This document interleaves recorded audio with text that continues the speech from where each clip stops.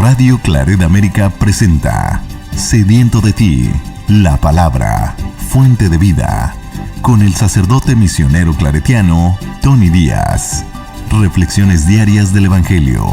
Aquí iniciamos. Bienvenidos, hermanos, a nuestras reflexiones bíblicas de las lecturas del día. Hoy es lunes de la segunda semana de Pascua. La primera lectura de hoy viene de los Hechos de los Apóstoles, capítulo 4, versículos 23 al 31. En aquellos días, tan pronto como Pedro y Juan quedaron en libertad, volvieron a donde estaban sus compañeros y les contaron lo que les habían dicho los sumos sacerdotes y los ancianos. Al oír esto, todos juntos clamaron a Dios diciendo: Señor, tú has creado el cielo y la tierra, el mar y todo cuanto contiene.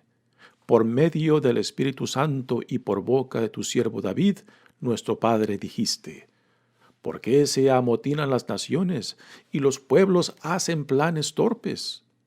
Se sublevaron los reyes de la tierra y los príncipes se aliaron contra el Señor y contra su Mesías. Esto fue lo que sucedió cuando en esta ciudad se aliaron Herodes y Poncio Pilato con los paganos y el pueblo de Israel contra tu santo siervo Jesús, tu ungido, para que así se cumpliera lo que tu poder y tu providencia habían determinado que sucediera. Y ahora, Señor, mira sus amenazas y concede a tus siervos anunciar tu palabra con toda valentía. Extiende tu mano para realizar curaciones, señales y prodigios en el nombre de tu santo siervo Jesús. Al terminar la oración, tembló el lugar donde estaban reunidos. Los llenó a todos el Espíritu Santo y comenzaron a anunciar la palabra de Dios con valentía. Palabra de Dios. El salmo responsorial es el salmo número 2 y el responsorio es: Dichosos los que esperan en el Señor. Aleluya. Dichosos los que esperan en el Señor. Aleluya. ¿Por qué se amotinan las naciones y los pueblos hacen planes torpes? Se sublevan los reyes de la tierra y los príncipes se alían contra el Señor y contra su Mesías, diciendo: Rompamos sus cadenas y sacudamos sus ataduras.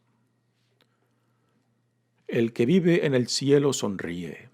Desde lo alto, el Señor se ríe de ellos. Después les habla con ira y los espanta con su cólera. Yo mismo lo he constituido como rey en Sión, mi monte santo. Anunciaré el decreto del Señor. He aquí lo que me dijo: Hijo mío eres tú, yo te he engendrado hoy. Te daré en herencia las naciones, y como propiedad toda la tierra. Podrás gobernarlas con cetro de hierro y despedazarlas como jarros. Dichosos los que esperan en el Señor. Aleluya. El Evangelio de hoy viene de Juan, capítulo 3, versículos 1 al 8. Había un fariseo llamado Nicodemo, hombre principal entre los judíos, que fue de noche a ver a Jesús y le dijo: Maestro, sabemos que has venido de parte de Dios como maestro, porque nadie puede hacer los signos que tú haces si Dios no está con él. Jesús le contestó: Yo te aseguro que quien no renace de lo alto no puede ver el reino de Dios. Nicodemo le preguntó: ¿Cómo puede nacer un hombre siendo ya viejo? ¿Acaso puede por segunda vez entrar en el vientre de su madre y volver a nacer? Le respondió Jesús: Yo te aseguro que el que no nace del agua y del Espíritu no puede entrar en el reino de Dios. Lo que nace de la carne es carne. Lo que nace del Espíritu es espíritu. No te extrañes de que te haya dicho, tienen que renacer de lo alto. El viento sopla donde quiere y oyes su ruido, pero no sabes de dónde viene ni a dónde va. Así pasa con quien ha nacido del Espíritu. Palabra del Señor. Muy bien, damos comienzo a nuestra reflexión de las lecturas de hoy. Y aquí tenemos a Pedro y a Juan que están de regreso, muy probable al cuarto donde estaban reunidos bajo llave por miedo a la persecución después de la muerte de Jesús y antes de la resurrección. Y es este cuarto quizás también donde se llevó a cabo la última cena. Y aquí es donde regresan y se encuentran con los otros hermanos, donde les comparten qué fue lo que sucedió con Pedro y Juan desde que entraron al templo donde sanaron al paralítico y después que fueron arrestados por las autoridades del templo y pasaron la noche en la cárcel y al siguiente día fueron llevados al Sanedrín donde fueron confrontados por las autoridades. Este es el mismo Sanedrín que acusó y condenó a Jesús a muerte y que lo entregaron a los romanos para que fuera crucificado. Así que Pedro y Juan regresan después de toda esta experiencia y cómo ellos respondieron ante las autoridades con valentía y cómo fueron dejados en libertad. Y ahora vienen y comparten toda esta experiencia con el resto de los hermanos. Y es aquí donde empieza la lectura de hoy diciendo: En aquellos días, tan pronto como Pedro y Juan quedaron en libertad, volvieron a donde estaban sus compañeros y les contaron lo que les habían dicho los sumos sacerdotes y los ancianos. Al oír esto, todos juntos clamaron a Dios diciendo. Así que aquí nos describe una escena muy conmovedora, de mucha intensidad por la experiencia de Pedro y Juan y por el resultado positivo. Y aunque están empezando a vivir los principios de la persecución que se irá intensificando, no parecen acobardarse, no parecen echarse atrás, sino todo lo contrario, se motivan, se entusiasman entre ellos por el Espíritu Santo para que sigan dando un testimonio. Y la oración que hacen aquí pues es muy emblemática de la experiencia de la resurrección, experiencia que transforma sus vidas de aquellos que estaban encerrados bajo llave por miedo a sufrir las mismas consecuencias de Jesús y que ahora están saliendo y predicando públicamente y aún a los líderes, a aquellos mismos que arrestaron, condenaron a Jesús a la muerte. Ahora es impresionante con el valor el cual Pedro habló ante el Sanedrín.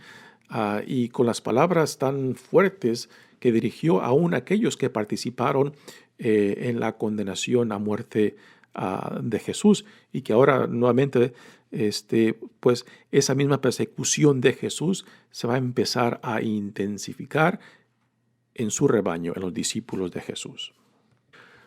Al escuchar todo lo que sucedió, parece que todo el grupo, pues motivados por el Espíritu Santo y movidos por el Espíritu Santo, comparten esta oración que dice: Señor, tú has creado el cielo y la tierra, el mar y todo cuanto contiene. Aquí se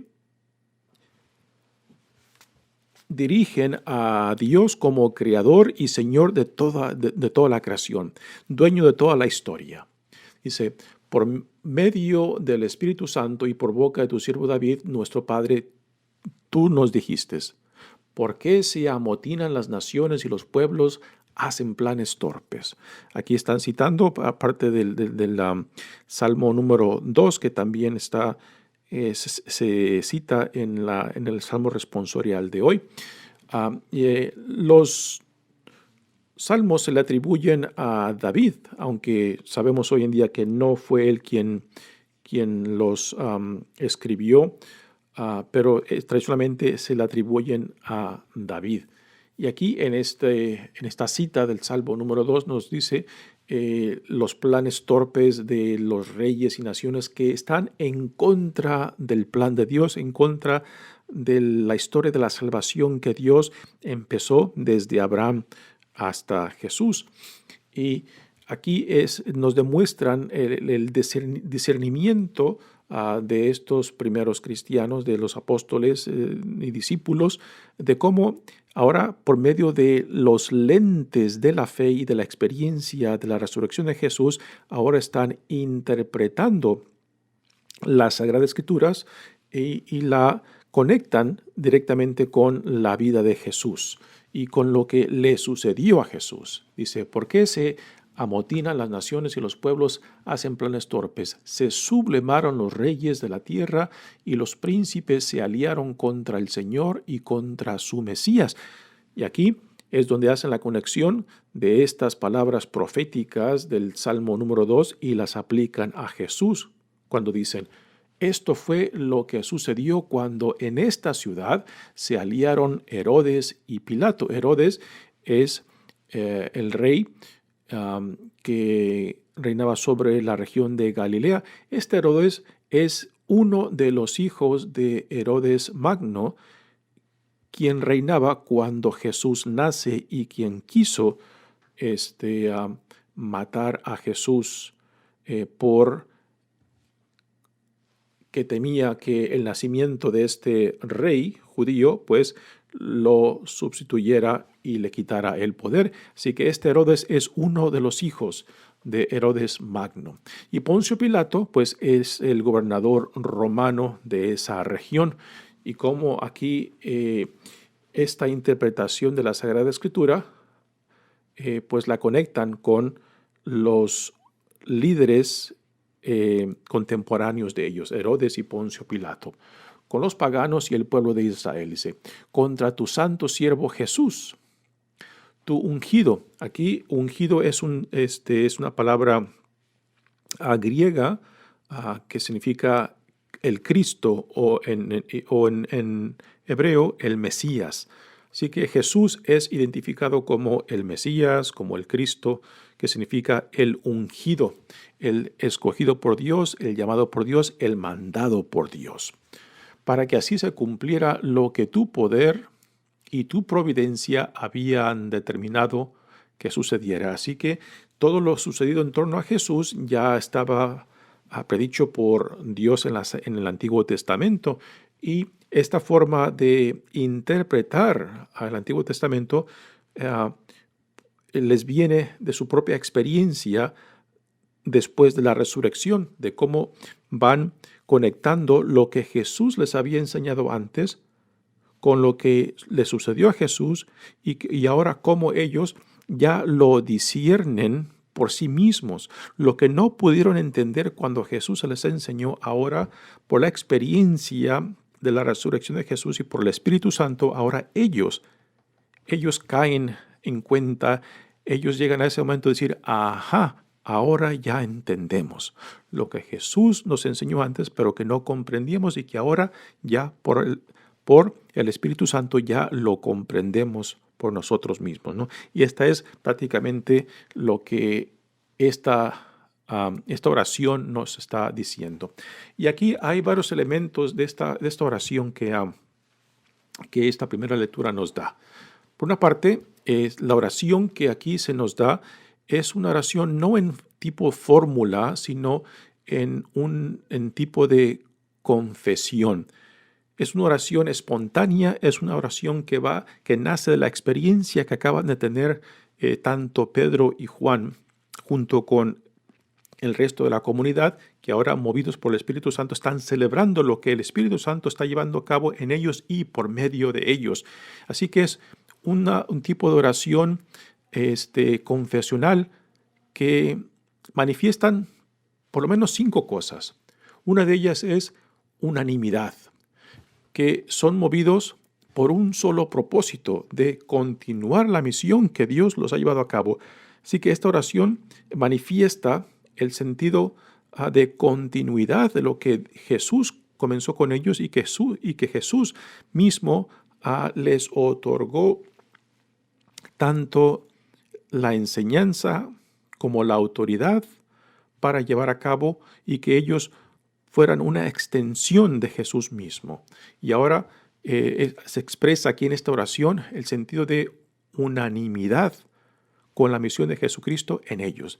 Después, la oración también manifiesta un cierto discernimiento de saber interpretar, de saber conectar las palabras del Antiguo Testamento con la vida de Jesús. Y también cómo los eventos que están viviendo ellos los ven íntimamente conectados con el plan de salvación de Dios. Así que es una oración con cierto discernimiento en torno a la Sagrada Escritura. Y después también es una oración que en forma definida y concreta no piden que Dios cese la persecución que empiezan a vivir o que los libre de la posible persecución o sufrimiento. Todo lo contrario, le piden a Dios que les den fuerza para ser fiel, para seguir hablando con valentía. Así que es una oración de forma definida y concreta que busca identificarse plenamente no solamente con la vida de Jesús, sino también con la pasión de Jesús, porque fue la misma persecución que Jesús vivió, ahora ellos la empiezan a vivir en carne propia, ¿no? Y en vez de acobardarse, en vez de echarse atrás, no, todo lo contrario, inspirados por el Espíritu Santo le piden a Dios fuerza y valentía para seguir dando un testimonio claro y evidente de lo que Dios está llevando a cabo en Jesús y en ellos, por medio del Espíritu Santo. Y también esta es una oración de arriesgamiento, porque ahora ya están poniendo sus propias seguridad y sus propias vidas en juego, y ante esto no se echan atrás. Y después finalmente tenemos el resultado de esta oración con las palabras finales de esta lectura que nos dice que después de que terminaron de orar, el cuarto tembló. Y esto es interpretado por el autor de este libro de los Hechos, Lucas, de que es una afirmación de que Dios ha escuchado su oración y de que Dios acepta su oración y de que Dios afirma de lo que están orando, ¿no? Dice la lectura hasta el final. Y ahora, Señor, mira sus amenazas y concede a tus siervos anunciar tu palabra con toda valentía, ¿no?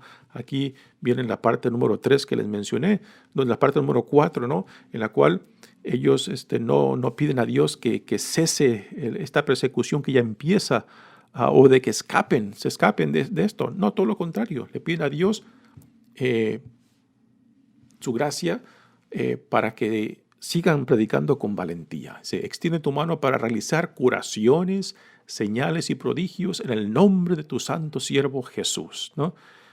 Y termina la lectura diciendo: al terminar la oración, tembló el lugar donde estaban reunidos, los llenó a todos el Espíritu Santo y comenzaron a anunciar la palabra de Dios con valentía. Así que esto de que tembló, pues es una manifestación en la cual se afirma de que Dios los ha escuchado y les ha concedido lo que han pedido en oración, para que sigan predicando y sigan dando testimonio de lo que Dios está haciendo a cabo en ellos y por medio de ellos.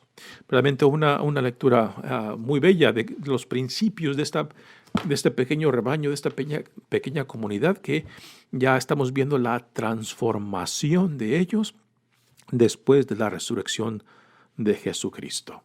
Y cómo esta transformación va de la cobardía, del miedo, a la valentía y a lanzarse hacia donde Dios lo llama, confiados que aquel que los llama también les proveerá lo necesario para que ese llamado sea fructífero. Y esto es ahí donde también nosotros hoy en día tenemos que encontrar nuestro propio llamado a servir a Dios. de que aquel que nos llama también proveerá lo necesario, puesto que Dios desea que todo llamado que Él nos da, pues sea fructífero, sea abundante, sea generoso como la misma gracia que Dios derrama sobre nosotros. Pasamos ahora al Evangelio de hoy, que ahora regresamos al principio del Evangelio de Juan. Y aquí se nos introduce un personaje muy interesante, Nicodemo, que solamente en este Evangelio de Juan se menciona, no se menciona en los otros 3 evangelios sinópticos. Y es un encuentro muy interesante porque se lleva a cabo en la noche. Nicodemo se nos dice que es miembro del Sanedrín, así que es miembro de este cuerpo jurídico, tanto civil como religioso, de la comunidad judía. Y que por tanto, pues es impresionante que alguien con ese rango de rabí o maestro y parte del cuerpo jurídico, civil y religioso de la comunidad judía, de que venga a entrevistarse a Jesús, con Jesús. Y el hecho de que lo hace por la noche, pues hay varias interpretaciones de lo que significa, ¿no? Ya entraremos en detalles en torno a esto. Pero sí, hoy y mañana estaremos leyendo acerca de este encuentro de Nicodemo con Jesús. Dice, había un fariseo llamado Nicodemo, hombre principal entre los judíos. Aquí, hombre principal significa que tenía un rango importante en la comunidad judía y que por tanto es significante de que alguien con ese rango, tanto civil como religioso, pues venga a entrevistarse con Jesús. Dice que fue de noche a ver a Jesús y le dijo. Esto de que fue de noche para verlo, pues varios biblistas le dan diferentes interpretaciones. Unos dicen de que quizás va de noche para tener la atención plena de Jesús y no tener interrupciones de otros, porque durante el día cuando la muchedumbre se amontonaba ante Jesús, pues había varias interrupciones y no había la posibilidad de tener un diálogo franco y abierto. Y quizás es esto el por qué Nicodemos va de noche para tener la atención completa de Jesús en esta entrevista. Otros dicen de que quizás ir de noche es porque Nicodemo, siendo un hombre con un puesto importante en la comunidad judía, pues no quiere ser visto con Jesús y por eso va de noche. Otros interpretan este ir de noche como algo simbólico de Nicodemo, de que va de la noche como una experiencia personal de la oscuridad que él está viviendo, buscando la luz en Cristo. ¿Okay? Así que son varias interpretaciones que diferentes biblistas hacen en torno a estas palabras de que el por qué fue de noche a entrevistarse con Jesús. Y le pregunta a Nicodemo, maestro, sabemos que has venido de parte de Dios como maestro. Así que aquí Nicodemo reconoce la autoridad de Jesús. Nicodemo, siendo él mismo un maestro, un rabí en la comunidad judía, reconoce que Jesús es otro, también rabí, pero también reconoce que la autoridad de Jesús como rabí no proviene de un título dado por otros, sino de su providencia de Dios, tanto por su autoridad como por sus obras. Dice, como maestro, porque nadie puede hacer los signos que tú haces si Dios no está con él. Así que aquí Nicodemo está afirmando algo bastante grande y bastante importante acerca de Jesús, de que le da el título de rabí o maestro y también afirma que la identidad y poder de Jesús proviene directamente de Dios. Dice, Jesús le contestó, yo te aseguro que quien no renace de lo alto no puede ver el reino de Dios. Aquí está una de las primeras palabras que Jesús le dice a Nicodemo en torno al renacer. Y esto, pues para nosotros también son palabras fuertes que nos llaman de que no basta simplemente ser catequizado, instruido o educado, o de que hayamos recibido los sacramentos necesarios, sino que también tiene que haber algo fundamental que solamente Dios lo puede proveer. Y esto es la nueva creación o el renacimiento que se tiene que llevar a cabo con el encuentro con Jesús. Y esto no es algo ritual necesariamente, y esto no es algo que se da por medio de la enseñanza. Es algo a la cual uno se tiene que disponer para que Dios lo lleve a cabo en uno. Y esto que Jesús menciona del renacer hace referencia a una transformación radical que nace del encuentro con Jesús. Y la reacción de Nicodemo es interesante, es bellísima. Dice, Nicodemo le preguntó, ¿cómo puede nacer un hombre siendo ya viejo? ¿Acaso puede por segunda vez entrar en el vientre de su madre y volver a nacer? Así que Nicodemo está tomando las palabras de Jesús muy literalmente, cuando Jesús está hablando acerca de un renacer, de una transformación espiritual.